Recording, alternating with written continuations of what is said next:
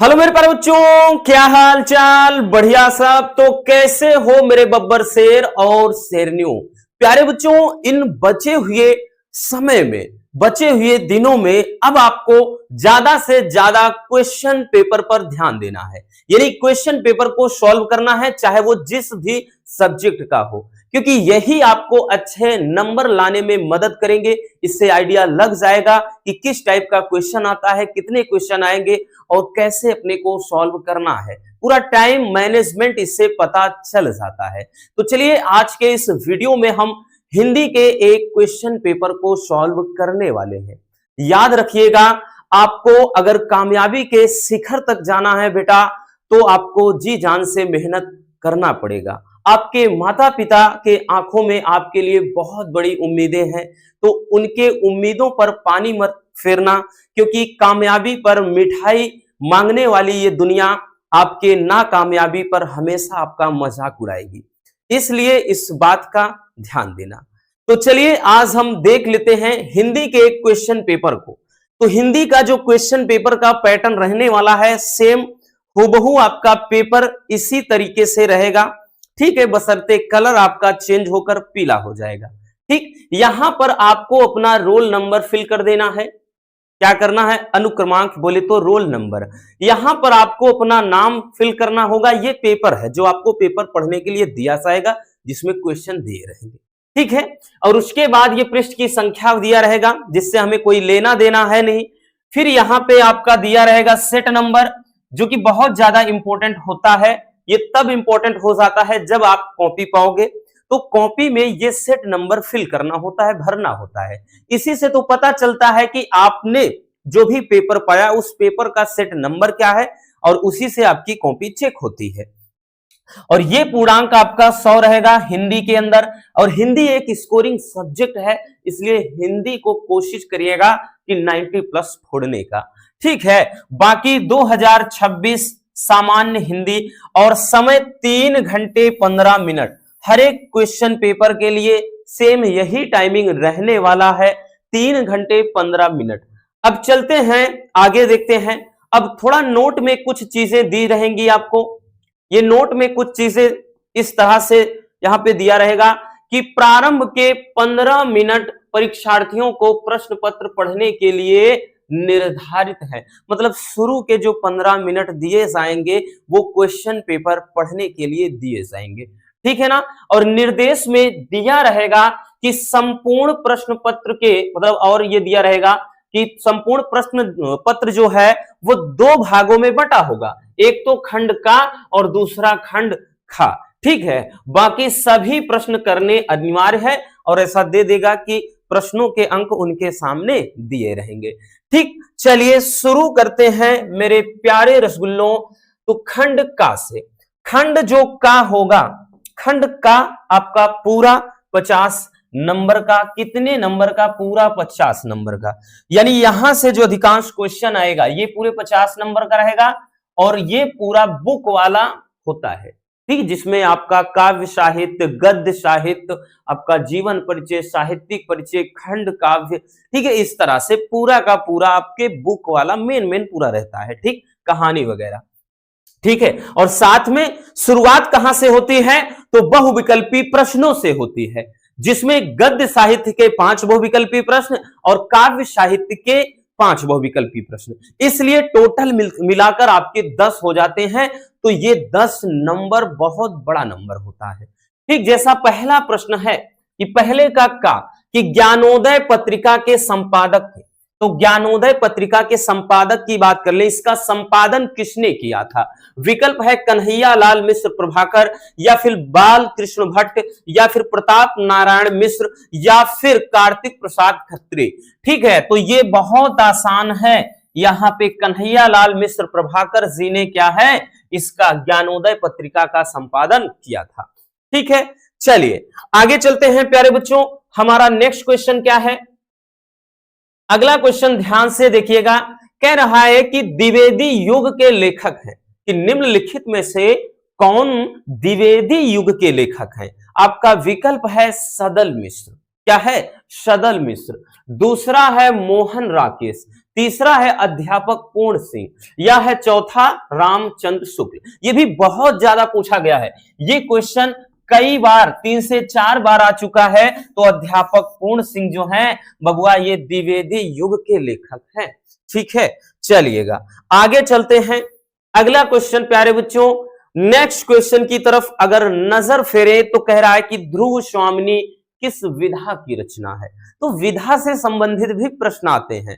ठीक, तो विकल्प दिया गया है कहानी, नाटक, उपन्यास, आत्मकथा। तो ये बताना है कि ध्रुव स्वामिनी क्या है। ठीक है, तो ये जो ध्रुव स्वामिनी है ये एक नाटक है। अगर पूछता किसका, तो ये जयशंकर प्रसाद जी का, जयशंकर प्रसाद जी। ठीक है, जयशंकर प्रसाद जी ने ध्रुव स्वामिनी की रचना की है। नेक्स्ट है कि विकलांग श्रद्धा का दौर, विकलांग श्रद्धा का दौर निबंध संग्रह के लेखक कौन है। तो विकलांग श्रद्धा का दौर निबंध संग्रह के लेखक कौन है। विकल्प है डॉक्टर नगेंद्र, हरिशंकर परसाई, जैनेन्द्र कुमार, या फिर कह रहा है हजारी प्रसाद द्विवेदी। तो इसका सही विकल्प हो जाएगा हरिशंकर परसाई। तो हरिशंकर परसाई के द्वारा ये निबंध क्या है, लिखा गया है। ठीक, चलिएगा आगे चलते हैं, अगले क्वेश्चन की तरफ चलते हैं। हमारा अगला क्वेश्चन, अगला क्वेश्चन क्या है बच्चों, अगला क्वेश्चन है हिंदी के प्रथम डायरी लेखक क्या है। कि हिंदी के प्रथम डायरी लेखक कौन है। धीरेन्द्र वर्मा, या फिर कह रहा है सुंदर लाल त्रिपाठी, या घनश्याम दास बिड़ला, या फिर कह रहा है कि नरदेव शास्त्री वेद तीर्थ। तो इसका जो सही उत्तर हो जाएगा धीरेन्द्र वर्मा। कहीं कहीं स्रोतों से प्यारे बच्चों इसका भी जिक्र मिलता है, नरदेव शास्त्री ये जो वेद तीर्थ, बट यहां पे अधिकांश रूप से इन्हीं को माना जाता है, याद रखिएगा। ठीक है ना, आपका मेन यही है। अगला है, अगला प्रश्न क्या है, चलिए देखते हैं अगले क्वेश्चन को हम। हमारा अगला क्वेश्चन है कि ये आपका आ गया दूसरे में याद हो गया, मतलब पहला फिनिश आपका। पहले में 5 प्रश्न होते हैं, यानी आपका गद्य साहित्य से 5 प्रश्न फिनिश हो गया। अब अपन आ गए हैं काव्य साहित्य के अंदर, काव्य साहित्य से भी 5 प्रश्न रहेंगे। ठीक है, तो दूसरे का भारतेंदु युग के कवि क्या हैं, मतलब इनमें कौन है, या भारतेंदु युगीन कवि कौन है। जयशंकर प्रसाद जी हैं, या भवानी प्रसाद मिश्र हैं, या मैथिली शरण गुप्त हैं, या प्रताप नारायण मिश्र। तो प्रताप नारायण मिश्र जी हैं क्या, भारतेंदु युग के कवि। ठीक है, निम्नलिखित में से भारतेंदु युगीन कवि यही है। ठीक है, चलिए आगे चलते हैं बबुआ। हमारा अगला क्वेश्चन क्या है, अगला क्वेश्चन ध्यान से समझिए, कह रहा है कि छायावाद युग की कृति है। देखिए क्वेश्चन हमने सबके सब करवाए हैं, अब क्वेश्चन का पैटर्न अलग अलग पूछता है। देखिए यहां पे पूछा है छायावाद युग की रचना इनमें से कौन है। साकेत है, कामायनी है, प्रिय प्रवास है, रामचंद्रिका है। तो छायावाद के बारे में पूछ रहा है तो कामायनी है। तो ऐसे पूछेगा कि छायावाद की कविता है, या पूछ लेगा कि कामायनी किस युग की रचना है, तो आप बोले ऐसे आएगा छायावाद। ठीक है, इस तरह से दिया रहेगा। प्रगतिवाद आपका ऐसे दे देगा, छायावाद उत्तर ऐसे करके। तो यहां पे ऐसे भी क्वेश्चन आता है, या बोल देगा कि निम्नलिखित में कौन से कवि छायावाद युग के हैं, तो दे देगा विकल्प में। ठीक है, क्योंकि कामायनी किसकी रचना है, जयशंकर प्रसाद की। तो ये जो जयशंकर प्रसाद जी हैं, जयशंकर प्रसाद जी हैं, ये क्या है, छायावाद युग के कवि हैं। ठीक है, छायावाद युग के कवि हैं। तो यहां से देखिए क्वेश्चन को किस तरीके से लिंक किया है। ठीक, विकल्प मतलब आपका 3 से 4 तरीके से क्वेश्चन बना। जैसे क्वेश्चन पूछ लेगा कि छायावाद के कवि कौन है, तो मतलब 3 से आपका 4 दे देगा, एक दिया रहेगा जयशंकर प्रसाद, या बोल देगा जयशंकर प्रसाद निम्नलिखित में से किस युग के कवि हैं, ऐसे भी पूछा जा सकता है। या कह देगा ऐसे, जैसा कि एक ये पूछा है कि छायावाद की इसमें कौन सी कृति है। तो कई तरीके से क्वेश्चन आपका बनता है। ठीक है, स्क्रीनशॉट करना है तो कर लो, है ना, इसमें कोई हालांकि जरूरत नहीं है, लेकिन इंपॉर्टेंट काफी है इसलिए ऐसा बोल दिया। आगे चलते हैं। अगला देखते हैं। अगला कह रहा है कि पवन दूतिका काव्यांश के रचयिता हैं। ये जो पवन दूतिका है इसकी रचना किसने किया? तो आप बखूबी बता सकते हैं कि महादेवी वर्मा, अयोध्या सिंह उपाध्याय हरिऔध, या फिर जयशंकर प्रसाद, या फिर सुमित्रा नंदन पंत। तो हमको मालूम है हरिऔध जी हैं। आपके बुक में पहला ही चैप्टर है ना, पवन दूतिका, हरिऔध जी ने रचा है इसको। नेक्स्ट क्वेश्चन क्या है? अगला आपका बहुविकल्पी प्रश्न है बच्चों। देखिए कह रहा है कि प्रयोगवाद की प्रमुख विशेषता नहीं है, यानी प्रयोगवाद की प्रमुख विशेषता क्या, कौन सी नहीं है? अति बौद्धिकता, या व्यक्तिवाद, प्रकृति का मानवीकरण, या उपमानों प्रतीकों की नवीनता। तो अति बौद्धिकता ये भी है, व्यक्तिवाद है, और उसके बाद ये नवीनीकरण भी है। तो यही प्रकृति का मानवीकरण नहीं है। ये तीसरा वाला विकल्प क्या हो जाएगा? सही हो जाएगा। ठीक है, यही नहीं है, बाकी सब है। चलिए आगे देखते हैं। आगे देखते हैं अगला क्वेश्चन। हमारा अगला क्वेश्चन क्या है? कह रहा है कि समन्वय पत्रिका के संपादक रहे हैं। तो समन्वय जो पत्रिका है इसका संपादक किन्होंने किया? सूर्यकांत त्रिपाठी निराला, महादेवी मतलब महावीर प्रसाद द्विवेदी, या फिर भारतेंदु हरिश्चंद्र, या फिर धर्मवीर भारती। तो ये समन्वय पत्रिका के संपादक कौन? तो निराला जी हैं। ठीक है, यही विकल्प सही हो जाएगा। अब यहां से अगर आप नजर फेरें, आपका गद्यांश से 5 हो गया, प्लस क्या कहते हैं पद्यांश से 5, टोटल 10 नंबर के तो बहुविकल्पी प्रश्न ही आएंगे। आप कितना भी वही चीज है ना, अगर मान लेते हैं कि 2 से 4 छूट भी जाता है तो 6 से 7 नंबर तो यहां से डेफिनेटली आ ही जाएगा। ठीक है, नहीं तो वही चीज कभी कभार जब डिफिकल्ट ना पूछ के आसान पूछ ले तो लगभग लगभग पूरा क्लियर हो जाता है। अब दूसरा प्रश्न जो आएगा, दूसरा नहीं तीसरा, पहला दूसरा तो आपका क्या है, बहुविकल्पी प्रश्न रहेगा। तो तीसरा जो होगा ये पूरे के पूरे 10 नंबर का आएगा। इसमें अथवा करके 2 गद्यांश रहेगा। तीसरे वाले में कहेगा दिए गए गद्यांश पर आधारित निम्नलिखित प्रश्नों के उत्तर दीजिए, और 5 प्रश्न रहेगा, 2-2 नंबर का होगा। न जाने कितनी बार ये बात बता चुके हैं, अब तो एकदम दिमाग में स्टोर हो गया होगा। ठीक है, तो एक दिया गया है, ठीक, एक गद्यांश दिया गया है, और इसके नीचे आप देख सकते हैं इस तरह से 5 प्यारा प्यारा क्वेश्चन दिखाई पड़ रहा है। तो आप क्या करेंगे बबुआ? तो सबसे पहले इसको पढ़ लेना है कि जन का प्रवाह अनंत होता है। जन का प्रवाह अनंत होता है। 1 मिनट, गला सूखने लगा।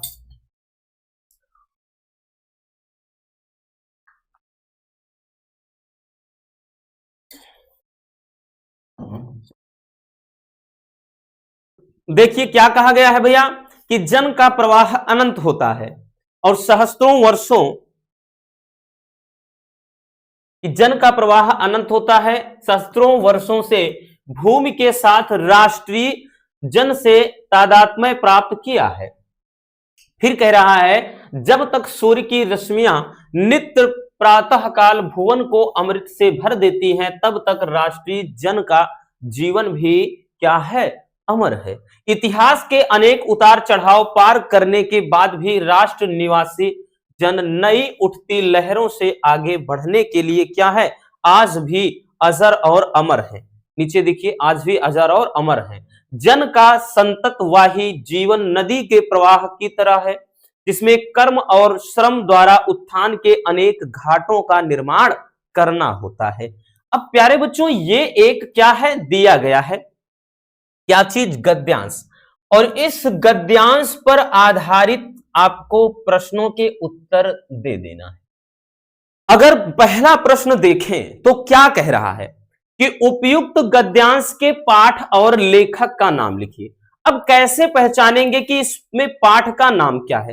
तो हमने आपको एक ट्रिक बताई थी, जरा देखिए कि इसमें पढ़ने के बाद आपको एक भूमि शब्द मिल रहा है। क्या मिल रहा है? भूमि शब्द मिल रहा है, राष्ट्रीय शब्द मिल रहा है, ठीक है, और जन शब्द मिल रहा है, और उसके बाद यहां पर भी राष्ट्रीय है, ठीक, तो यहां पर भी राष्ट्र निवासी है। तो अगर ये सारी चीजें मिल जाएं और यहां नीचे यहां पे देखिए जन मिल रहा है। तो जब भी राष्ट्र, भूमि, जन की बात की जाए तो एक ट्रिक बताया था, ये राष्ट्र का स्वरूप चैप्टर से है। पहला चैप्टर वासुदेव शरण अग्रवाल द्वारा रचित जो चैप्टर है।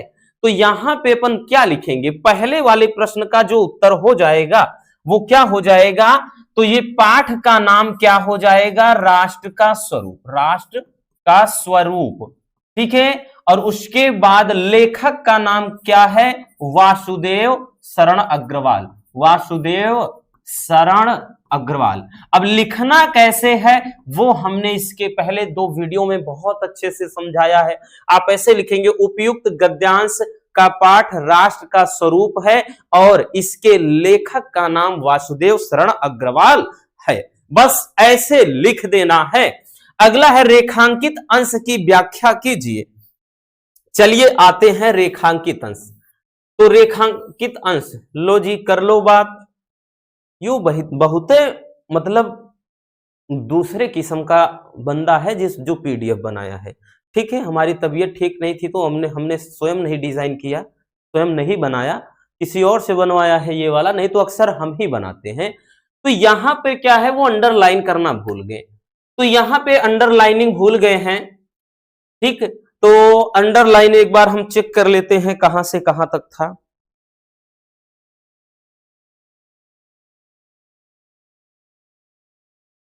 हाँ, अंडरलाइनिंग की बात की जाए यहां पे है, इसमें ये है, यहां पर दिया गया है यहां तक, इसमें से जब तक सूर्य की रश्मियां नित्य प्रातःकाल भुवन को अमृत से भर देती हैं तब तक राष्ट्रीय जन का जीवन भी अमर है। तो यहां पे आप अपने शब्दों में लिखेंगे। देखिए व्याख्या में जो भी होता है प्यारे बच्चों, उसमें अपने शब्दों में बहुत ज्यादा लेंदी नहीं खींचना, क्योंकि 2-2 नंबर का हर एक क्वेश्चन है। लंबा अगर खींचेंगे तो बाकी अदर क्वेश्चन आपके छूट जाएंगे। इसके चक्कर में लिखेंगे कि रेखांकित अंश में लेखक कहता है कि पृथ्वी पर जब तक सूर्य की जो किरणें हैं वो इस पे पड़ती रहेंगी, यानी मानव का जीवन भी वो क्या है, अमर है, अर्थात तब तक मनुष्य का अस्तित्व इस पृथ्वी पर बना रहेगा। बस लिख दिए, आपको मिल गए पूरे नंबर। फिर उसके बाद आ जाते हैं अगला क्वेश्चन, कह रहा कि राष्ट्र निवासी जन ने किसके साथ तादात्म्य स्थापित किया है। तो आ जाइए ना प्यारे बच्चों, यहां पर आ जाइए। देखिए क्या बोल रहा है कि सहस्त्रों वर्षों से भूमि के साथ राष्ट्रीय जन ने तादात्म्य प्राप्त किया है। तो किसके साथ प्राप्त किया है, तो भूमि के साथ किया है। तो आप क्या लिखेंगे, आप डायरेक्टली यही लिखेंगे कि राष्ट्र निवासी जन ने भूमि के साथ तादात्म्य स्थापित किया है। ठीक है, फिर कह रहा है कि प्रस्तुत गद्यांश लेखक की किस गद्य विधा की रचना है।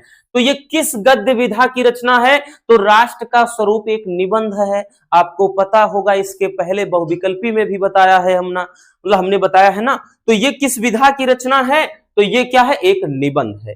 दूसरा है कि ये संततवाही और रश्मियां शब्द का अर्थ, तो संततवाही का मतलब होता है निरंतर बहने वाली, यानी सदैव बहने वाली, लगातार बहने वाली की कह लें, निरंतर बहने वाली, निरंतर बहने वाली कह सकते हैं। और रश्मियां का अर्थ होता है किरणें, क्या है, किरणें।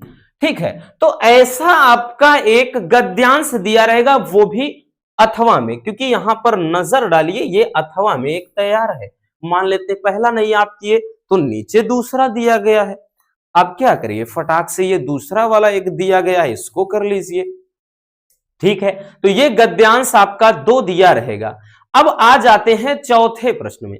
चौथे प्रश्न में आपका क्या होगा, यहां पर पद्यांश होगा, वो भी इसमें भी 2 होगा। बोलेगा दिए गए पद्यांश पर आधारित निम्नलिखित प्रश्नों के उत्तर दीजिए।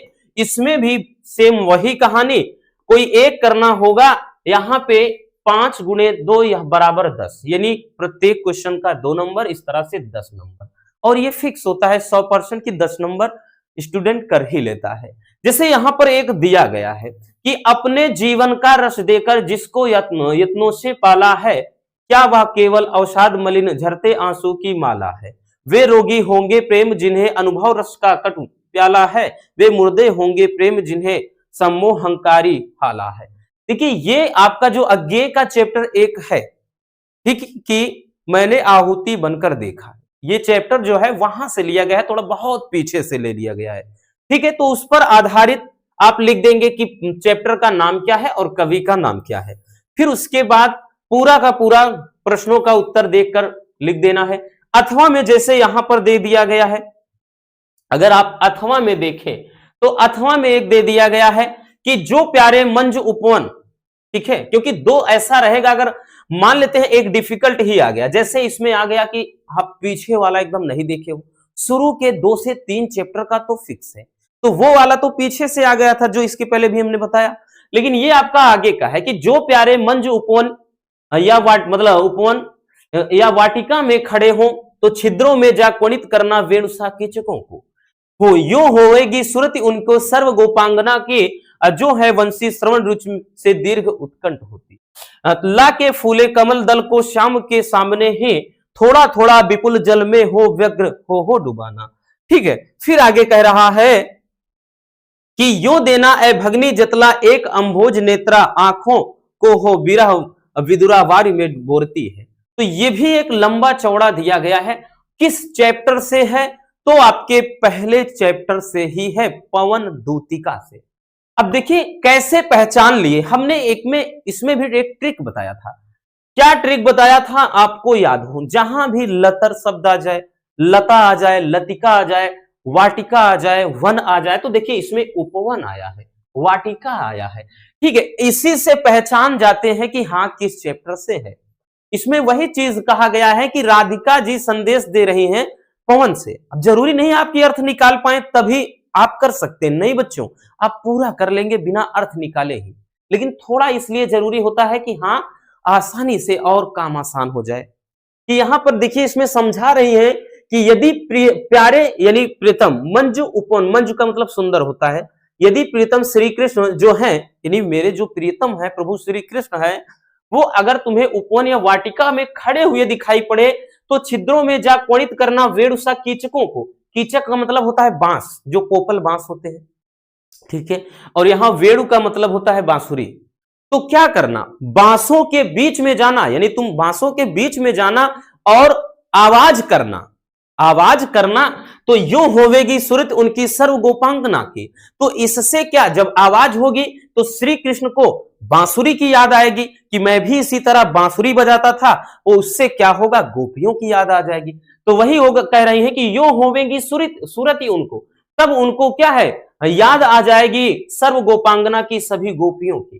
ठीक, यानी वो वाटिका में खड़े हो तो वहां पर तुम्हें जब बांस दिखाई पड़ जाए तो बांसों के बीच में, जैसे बांस, बहुत सारे बांस के पेड़ हैं, पौधे हैं, तो उसमें जाना और बांसों को इधर उधर, जैसे हवा चलती है ना तो उसमें ची चा की आवाज आती है, तो वही कह रहे हैं कि जाना और बांसों के बीच में आवाज करना। इससे क्या है, उनको क्या है, बांसुरी की याद आ जाएगी कि हाँ किस तरह मेरी सभी मतलब बांसुरी की आवाज पर गोपियां रोमांचित हो जाया करती थी, वही चीज। और जो है बंसी श्रवण रुचि में दीर्घ उत्कंठ होती, वही की जो मेरी क्या है, एक बांसुरी की मधुर आवाज पे क्या है, उत्कंठ हो जाती थी, प्रफुल्लित हो जाती थी। फिर कह रही कि ला के फूले कमल दल को श्याम के सामने ही, थोड़ा थोड़ा विपुल हो व्यग्र जल में डुबाना। तो यहां पर कह रहे हैं, फिर आगे कह रही हैं कि यदि तुम्हें कमल दल यानी कमल की कोई पंखुड़ी पर दिखाई पड़ जाए तो उसे लाना, श्री कृष्ण की आंखों के सामने से ही उड़ाकर लाना, और उसे क्या है, व्याकुलता के साथ जल में क्या करना, डुबो देना। तो इससे क्या है, श्री कृष्ण को क्या है, मतलब इस बात की याद आ जाएगी कि इसी तरह से कोई जो बाला है, कोई स्त्री है, वो भी यानी उसकी भी जो आंखें हैं वो नम है, अर्थात वो भी क्या है, आंसुओं से उसकी आंखें डूबी हुई है, पूरी क्या है, नम है एकदम से। तो ये सब कुछ आपको थोड़ा बहुत अगर अर्थ निकालना आता है तो ठीक है, नहीं आता तब भी पूरा ठीक है, कोई दिक्कत ना। यहां पे प्यारे बच्चों अब आ जाते हैं कि उपयुक्त पद्यांश का संदर्भ लिखिए। तो संदर्भ में क्या लिखना मेरे प्यारे रसगुल्लों, आप यही लिख दीजिएगा, लिखेंगे उपयुक्त पद्यांश का शीर्षक क्या पवन दूतिका है तथा इसके रचयिता अयोध्या सिंह उपाध्याय हरिऔध है। या पूरा लिख दीजिए कि प्रस्तुत पद्यांश हमारी पाठ्य पुस्तक सामान्य हिंदी के पवन दूतिका नामक पाठ से लिया गया है। इसके रचयिता कौन है? इसके रचयिता उपाध्याय हरिऔध जी है, मतलब अयोध्या सिंह उपाध्याय हरिऔध। ठीक है, तो पवन दूतिका ये चैप्टर है, ठीक है, ये क्या है? पाठ है, ये पाठ का नाम है। और उसके बाद इसके क्या रचयिता कौन है? अरे कवि लिख देंगे डायरेक्टली, तो हरिऔध जी, हरिऔध। जब हरिऔध अकेले लिखेंगे तो दोनों तरफ कॉमा। अब रेखांकित अंश की व्याख्या करना है, इसमें भी लगता है रेखांकित अंश भूल गए हैं क्या बबुआ? बिल्कुल भूल गए हैं ये, 1 मिनट।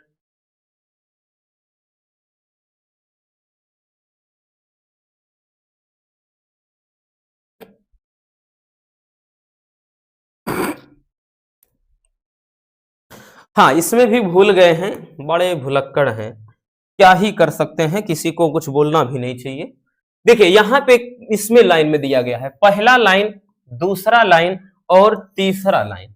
अभी जो बताया बच्चों, देखिए इसमें क्या कहा गया, हमने भी बताया ना कि व्याख्या में आपका रेखांकित अंश की व्याख्या में लिखेंगे कि प्रस्तुत पंक्ति में कवि कहता है, मतलब या कवि का कहना है, या ना ये लिखिए डायरेक्टली कि प्रस्तुत पंक्ति में कि राधिका जी पवन से कहती हैं या पवन दूतिका से कहती हैं कि यदि प्रभु श्री कृष्ण किसी वन या उपवन में यानी किसी बगीचे में खड़े हों तो बांसों के छिद्रों के बीच में जाना और क्या करना? आवाज करना।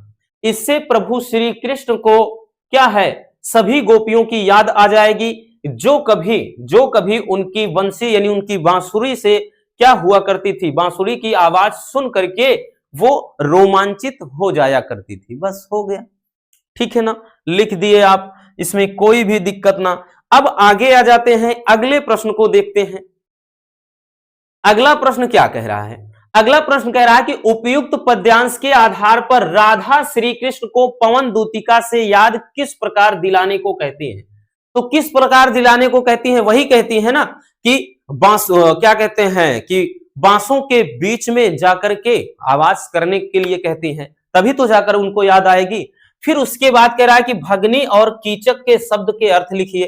ठीक, तो भगनी और कीचक शब्द के अर्थ अगर लिखना है, भगनी का मतलब होता है बहन, है ना, बहिनी बोलते हैं ना, भगनी वही। कीचक का मतलब होता है बांस, बांस होता है। ठीक है, अब कह रहा अगला है कि वेणुसा, वेणुसा शब्द में कौन सा अलंकार? वेणुसा का यानी वेणु का मतलब यहाँ वेणुसा यानी वेणुसा, वेणु जैसा, वेणु जैसा, तो के जैसा की तरह, तो क्या होता है? उपमा अलंकार होता है, तो इसमें उपमा अलंकार हो गया। तो इस तरीके से आपका जो पद्यांश वाला क्वेश्चन होता है आराम से कर लोगे। चलिए देखते हैं आगे। अब अगला क्वेश्चन जो पांचवा होगा, पांचवा प्रश्न होगा, तो पांचवे में का और खा करके आएगा 5-5 नंबर का, इस तरह से पांचवे में 10 नंबर का। कह रहा है कि निम्नलिखित में से किसी एक लेखक का साहित्यिक परिचय लिखते हुए उनकी प्रमुख रचनाओं का उल्लेख कीजिए और अधिकतम शब्द सीमा 80 शब्द में, और 5 नंबर का रहेगा। ठीक है, याद रखिएगा। जैसे में कन्हैया लाल मिश्र प्रभाकर है, दूसरा है हरिशंकर परसाई, तीसरा प्रोफेसर जी सुंदर रेड्डी। अब देखिए जरूरी नहीं है, ठीक है, आप हजारी प्रसाद द्विवेदी का 100 में 100% तैयार कर लो, वासुदेव शरण अग्रवाल जी का। ठीक है, ये क्या है? एक केवल मॉडल पेपर है, जरूरी नहीं कि हाँ यही फिक्स है, लेकिन हमने बताया ना, एक हजारी प्रसाद, एक वासुदेव शरण अग्रवाल, तीसरा प्रोफेसर जी सुंदर रेड्डी, इनका तो तय है।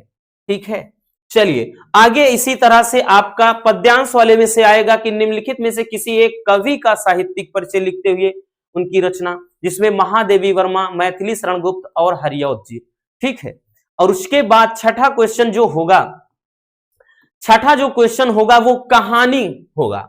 ये इसमें भी बोलेगा अधिकतम शब्द सीमा 80 शब्द में रहेगा, और ये क्वेश्चन भी 5 नंबर का रहेगा। जैसे कि बोल रहा है कि लाटी अथवा पंच लाइट कहानी का सारांश, ये इसमें दोनों कहानी का सारांश लिखना है। अथवा में भी करके एक क्वेश्चन आएगा, यानी इसमें भी अथवा करके आएगा कि ध्रुव यात्रा कहानी का उद्देश्य लिखिए। मतलब एक तो सारांश आएगा, चाहे आप कहानी का सारांश यानी पूरी कहानी लिख लें, और दूसरा इसी में अथवा करके आएगा, चाहे आप क्या करिए, उद्देश्य लिख लीजिए, ठीक है ना।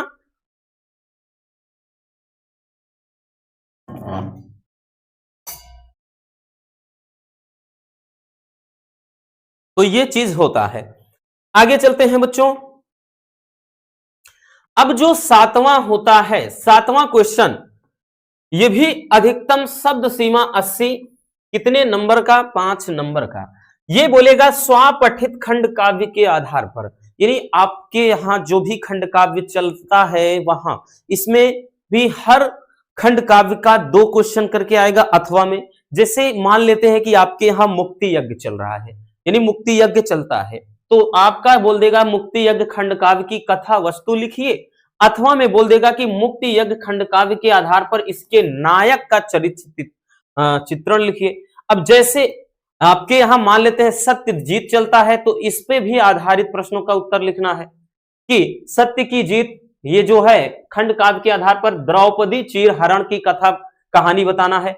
अथवा में कह रहा है कि इसकी नायिका का चरित्र चित्रण, ठीक है। इसी तरह से जैसे रश्मि रथी है, कहीं पर आलोक वृत्त चलेगा, तो कहीं पर त्यागपथी है, तो कहीं पर श्रवण कुमार, तो हर जगह पर ये अलग अलग जिले में अलग अलग चलता है, ठीक है। बाकी कैसे लिखना है एक वीडियो में बता देंगे। अब आ जाएगा आपका खंड खा, यहीं से खंड खा की शुरुआत, क्वेश्चन नंबर 8 से खंड खा की शुरुआत होती है। खंड खा भी आपका पूरे 50 नंबर का होगा, और ये खंड खा वाला आसान हो जाता है काम, इसमें ज्यादा याद करने वाली चीज नहीं होती है, क्योंकि ज्यादातर इसमें टॉपिक जो हैं आपके व्याकरण वाले ही होते हैं, लगभग लगभग आपके 40 नंबर के करीब तक, ठीक है ना। याद रखिएगा 40 क्या, हाँ ये मान के चलिए 30 तक तो फिक्स है, 30 से 32 नंबर तक का आपका व्याकरण से संबंधित। जैसे इसमें दिया गया है 8 के का, इसमें भी 8 का रहेगा, लेकिन अच्छी बात अथवा करके आएगा, का आएगा खा, इसमें भी अथवा करके गद्यांश और पद्यांश रहता है कि दिए गए संस्कृत गद्यांश में किसी एक का संदर्भ सहित हिंदी में अनुवाद करना। तो 2 + 5 = 7 नंबर का आएगा। 2 + 5 इसलिए क्योंकि 2 नंबर संदर्भ का, 5 नंबर अनुवाद का। जैसा कि एक दिया गया है, देखिए क्या कह रहा है, एक मिनट, हाँ देखिए बोल रहा है कि संस्कृतस्य साहित्यम सरसम व्याकरणस्य सुनिश्चितम, इसको बताया है बखूबी, ये बहुत ज्यादा इंपॉर्टेंट है, करवा भी चुके हैं कि संस्कृत का साहित्य सरस, इसके व्याकरण क्या है, सुनिश्चित है। फिर कह रहा है तस्य गद्य पद्य चा लालित्यम, इसके गद्य और पद्य में लालित्य भावों को उत्पन्न करने की क्षमता। अद्वितीयम यानी अद्भुत, श्रुति माधुर्य यानी अद्भुत क्या है, सुनने का मधुर गुण वर्तते विद्यमान है। किम बहुना, अधिक क्या कहें, चरित्र निर्माण की यादृशी सत प्रेरणा, यानी चरित्र के निर्माण की जैसी सत प्रेरणा संस्कृत वाग्मयम ददाति, संस्कृत का साहित्य देता है, ना त्रिदिशी किंचित दन्यत, वैसी कोई और नहीं देता। फिर आगे कह रहा है कि मूलभूतानाम यानी मूलभूत मानवीय गुणानाम, मानवीय गुणों की यादृशी विवेचना, जैसी विवेचना संस्कृत साहित्य वर्तते कि संस्कृत के साहित्य में होती है, नान्यत तादृशी, ऐसी कहीं और पर नहीं होती है, ठीक है। फिर आगे यहां पर देखिए बोल रहा है क्या कि दया यानी दया, दान, पवित्रता, क्या उदारता, फिर उसके बाद निंदा ना करना, क्षमा, और ऐसे अनेक गुण इसके साहित्य से ही क्या होते हैं, साहित्य के अनुशीलन से ही उत्पन्न होते हैं, ठीक। और इसके करवा भी चुके हैं, तो 2 से 3 बार करवा दिए हैं। अब अथवा में एक और ऐसा आ जाएगा, जैसे महापुरुषा लौकिक लोभनेशु, ठीक है, तो महापुरुष, ये महामना मालवीय से। अब इसको करेंगे कैसे, इसमें लिखेंगे कि प्रस्तुत संस्कृत गद्यांश हमारी पाठ्य पुस्तक संस्कृत दिग्दर्शिका के संस्कृत भाषाया महत्वम से लिया गया है, या भी जिस भी चैप्टर का होगा नाम लिख देंगे, फिर उसके बाद डायरेक्ट अनुवाद डालकर आप लिख देंगे, अथवा करके आएगा। इसी तरह से आपके खा में भी क्या होगा, खा में भी अथवा करके आएगा कि दिए गए संस्कृत श्लोक में से किसी एक का संदर्भ सहित क्या करना है, अनुवाद। ये भी 7 नंबर का, 2 नंबर आपका संदर्भ का, 5 नंबर अनुवाद का। जैसे दिया है कि सुखार्थिना कुतो विद्या कुतो विद्यार्थिना सुखम, सुखार्थी व्यात्यजेत विद्या, अब विद्यार्थी वा त्यजेत सुखम, इसमें बोल रहा है कि सुखार्थिना कुतो विद्या, कि सुख चाहने वाले को विद्या कहाँ, सुख चाहने वाले को विद्या कहाँ। और फिर कह रहा है कि कुतो विद्यार्थिना सुखम, और विद्यार्थियों को सुख कहाँ। ठीक है, यानी कहने का अर्थ यह है कि सुख चाहने वाले को विद्या छोड़ दी। ठीक है ना, यानी विद्या मतलब सुख चाहने वाले को विद्या नहीं मिल सकती और विद्यार्थियों को सुख नहीं मिल सकता। ठीक, कि सुखार्थी व त्यजेत विद्याम, कि सुख चाहने वाले को विद्या छोड़ देनी चाहिए और विद्यार्थी व त्यजेत सुखम, विद्यार्थियों को सुख त्याग देना चाहिए। सीधी सी बात कि सुख चाहने वाले को विद्या नहीं मिल सकती और विद्या चाहने वाले को सुख नहीं मिल सकता।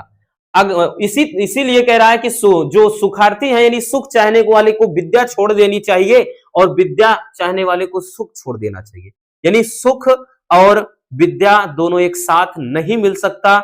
ये बात आपको भी पता है, क्योंकि संघर्ष जीवन में बहुत जरूरी है। आप सोचते हो कि हम मौज मस्ती भी करेंगे, पढ़ाई भी कर लेंगे, नहीं कर सकते। मौज मस्ती का मतलब एक तरीका भी होता है। अब ऐसा थोड़ी ना होता है सारा दिन घूमो, ऑल टाइम आप सोशल मीडिया में लगे रहो, एकदम एंजॉय करो, फुल लाइफ एंजॉय में जियो, घूमना टहलना अय्यासी करना तो कभी नहीं, कभी नसीब ही नहीं होगा कि हाँ विद्या आप अच्छे से ले सकते हो। तो वही चीज अब अथवा में दिया गया, ये आपके लिए एक मैसेज भी है, याद रखिएगा।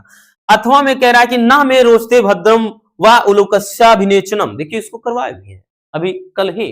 अक्रुद्धस्य मुखम पश्य कथम क्रुद्धो भविष्यति, कह रहा है कि तुम्हारा उल्लू का राज्याभिषेक करना मुझे बिल्कुल भी पसंद नहीं है। अक्रुद्धस्य मुखम पश्य, कि बिना क्रोध ही का ही इसका मुख देखो जरा कैसा है, तो देखिए क्रुद्धम भविष्यति, यानी क्रोध में जब ये होगा तब कैसा होगा। यानी तुम्हारा उल्लू का राज्याभिषेक करना बिल्कुल मुझे पसंद नहीं है, बिना क्रोध के ही ऐसा है तो क्रोधित होने पर कैसा होगा। अब इसका लिखेंगे तो वही लिखेंगे कि प्रस्तुत संस्कृत श्लोक हमारी पाठ्य पुस्तक संस्कृत दिग्दर्शिका के सुभाषित रत्नानी पाठ से लिया गया है।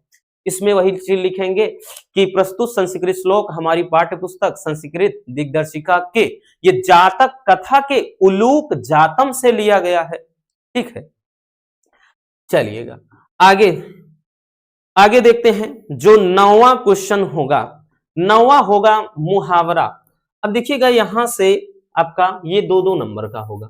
ठीक है, 2 नंबर का कह रहा है कि बोलेगा कि दिए तो आपके 4 रहेंगे, 4 में से कहेगा किसी एक का अर्थ लिखकर वाक्य प्रयोग करना है। तो इसके लिए क्या करना होगा, किसी एक का बोल रहा है कि आंखों में खून उतर आना, तो यानी बहुत ज्यादा गुस्सा होना।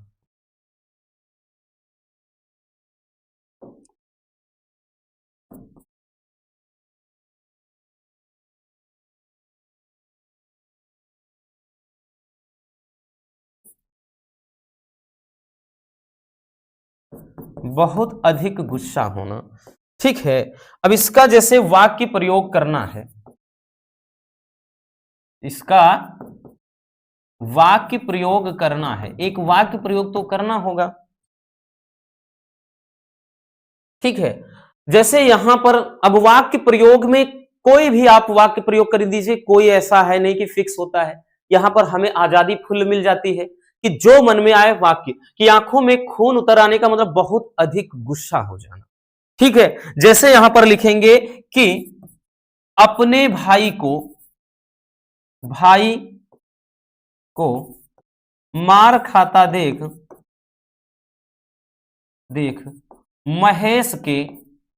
महेश के आंखों में खून उतर आया। ठीक है, ऐसे आप बना दीजिए कोई भी। अगला है अपनी अपनी डफली अपना अपना राग, तो इसका क्या अर्थ हो जाएगा। ठीक है, यहां पर इसका अर्थ लिख दे रहे हैं, अपनी अपनी डफली अपना अपना राग, इसका अर्थ क्या हो जाएगा। इसका अर्थ होगा है कि अपने अपने मन का करना।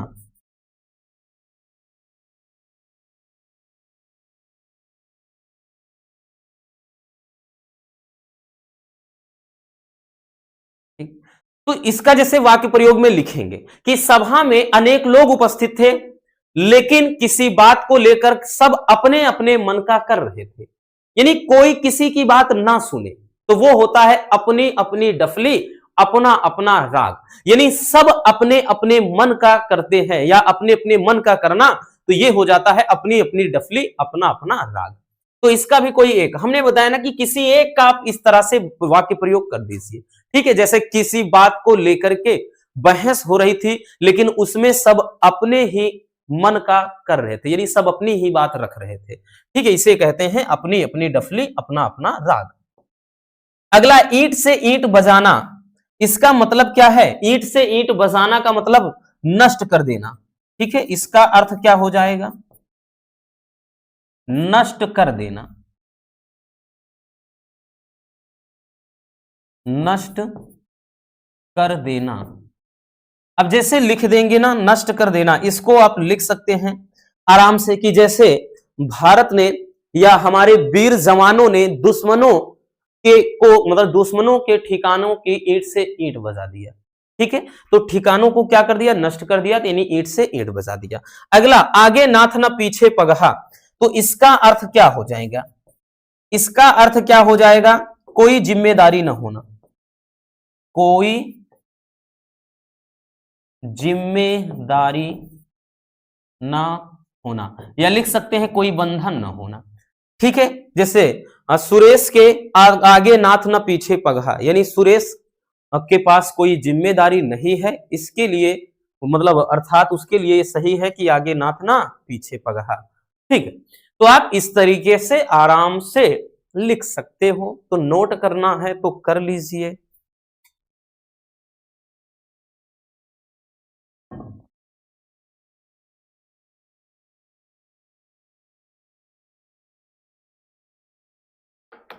हो गया ना?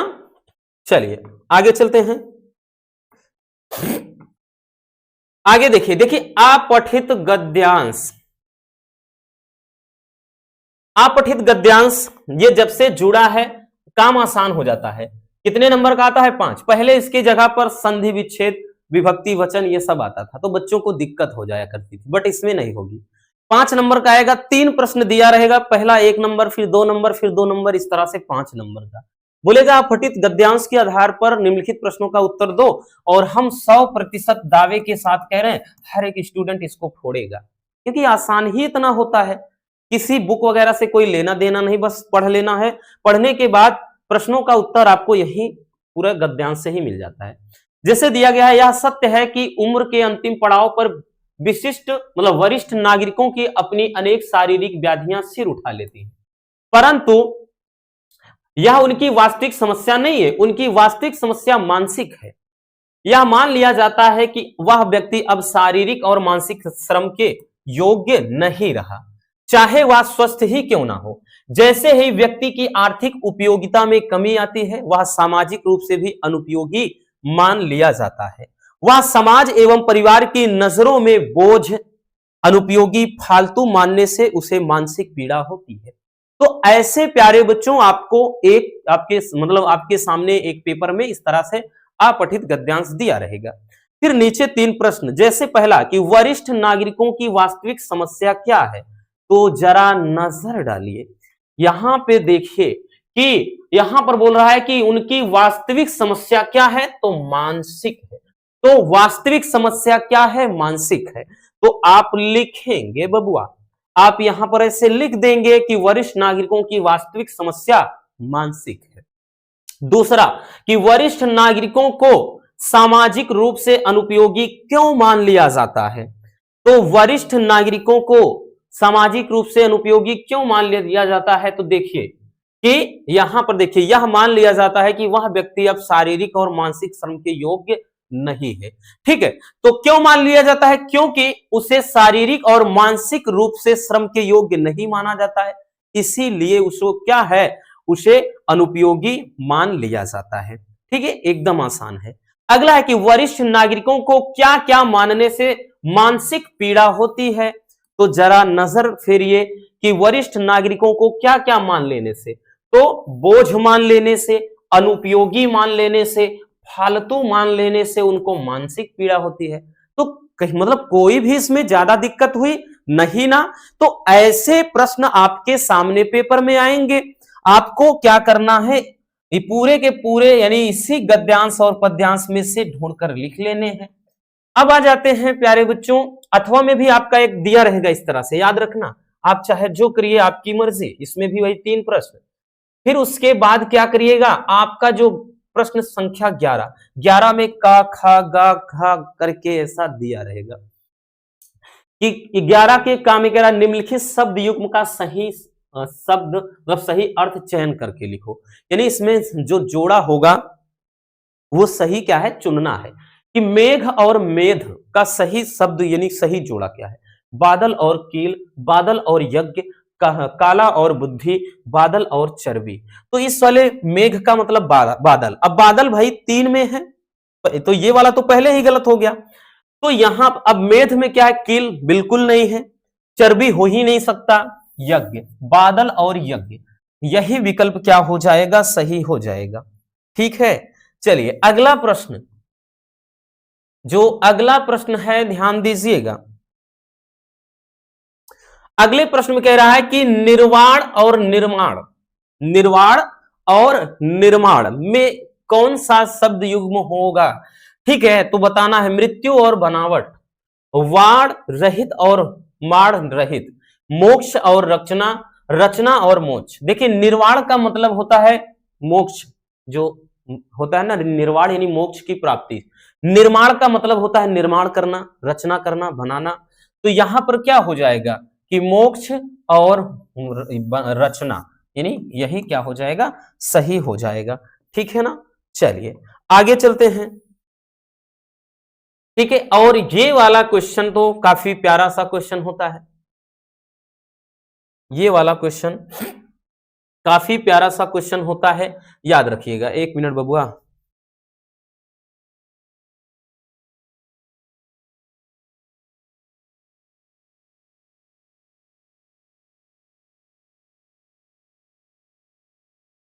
चलिए देखिए, अब यहां पर बोल रहा है कि इसमें शब्द युग में से 2 के सही करना है, किसी एक का। ये भी कितने नंबर का, 2 नंबर का। तो किसी एक के बारे में बात कर रहा है, किसी एक के क्या करना है, 2 लिख देने हैं।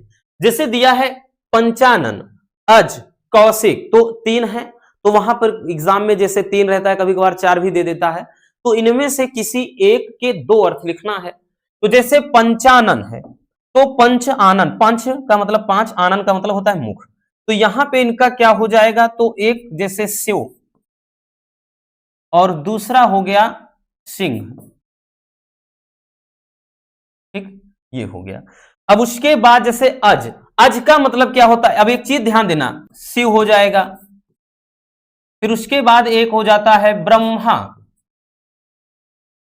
और विष्णु, तो ब्रह्मा विष्णु महेश आ गए, है ना। एक जैसे बकरा भी हो जाता है अज।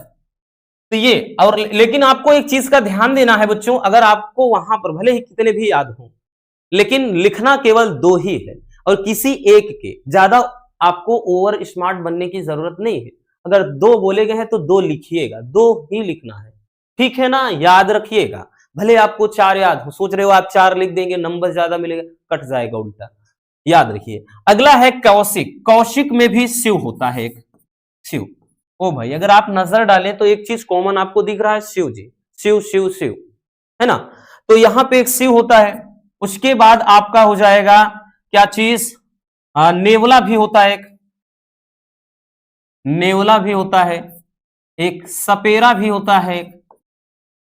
ठीक है, सपेरा के अलावा उल्लू भी होता है।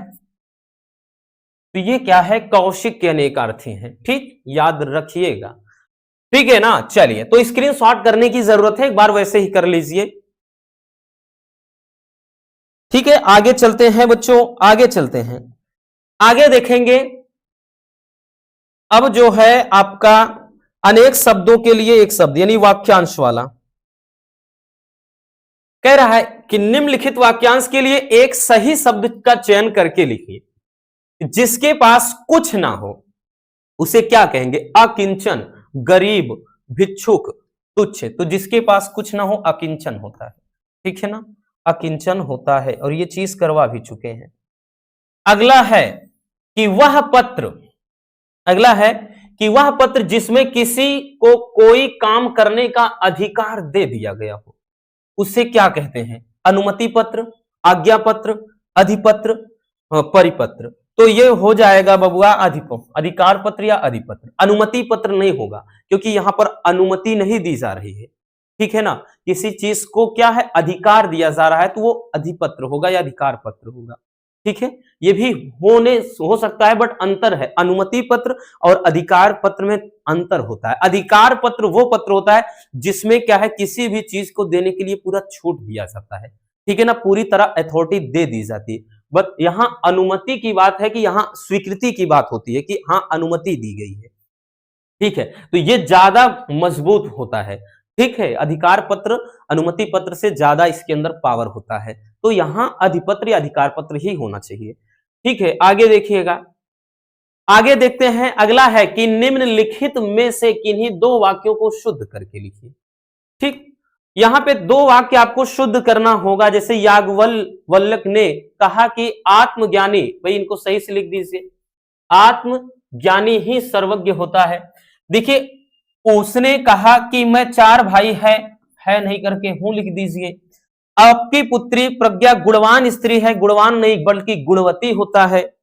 प्रेम करना तलवार की नोक पर चलना है, तो प्रेम करना तलवार की नोक पर चलने जैसा है, तो यहां पर चलना है नहीं चलने जैसा है, ठीक। तो ऐसे गलतियां होंगी, किसी दो को ही शुद्ध करना है और मिल गए आपको पूरे 2 नंबर। तो इसमें तो 4 रहेंगे, 2 हर एक बच्चा कर ही लेता है, इसमें कुछ करने की जरूरत नहीं है। अब आ जाते हैं प्रश्न संख्या 12। जो 12 में याद रखना रस छंद अलंकार 2-2 नंबर का रहेगा। जैसे एक दे दिया है 12 के काम में, हास्य रस अथवा वीर रस का आपको पूरा उदाहरण साथ में लिखना है।